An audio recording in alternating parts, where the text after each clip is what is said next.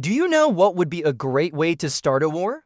To answer that question, let's look to America in 1773, shall we?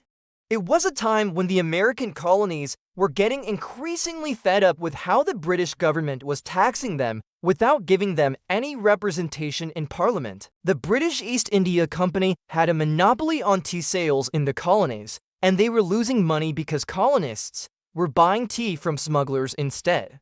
But it was the first one that directly targeted the colonists' wallets. Snuck onto 3 ships docked in Boston Harbor and in the middle of the night dumped 340 chests of British tea into the water. They passed a series of laws known as the Coercive Acts, which closed the port of Boston until the colonists paid for the tea that they had destroyed. They organized a boycott of British goods and began to make their own goods instead. They also formed a group called the Sons of Liberty, which organized protests and riots against the British. And in 1776, they declared independence from Britain and started a war that would change the world.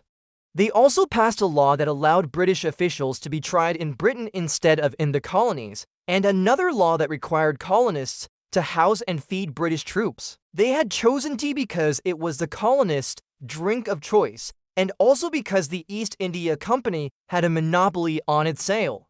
It was also symbolic because tea was a luxury good, something that the rich people drank, and the colonists were sending a message that they didn't like being taxed. Previously, most taxes had been on trade goods, which made them more expensive for the colonists, but they could still make those purchases if they chose.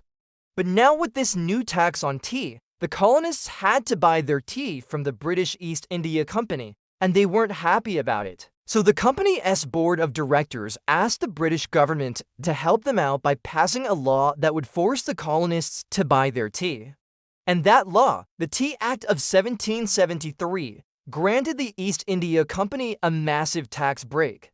Now, this wasn't the first tax that the British had imposed on the colonists, and it wouldn't be the last. So to get back at the British, a group of American colonists disguised themselves as Mohawk warriors. This act of defiance was called the Boston Tea Party, and it escalated tensions between the colonies and Britain so much that the British government decided to crack down on the colonies. But the colonists weren't having it. For more on that war, starting with how it started, stay tuned.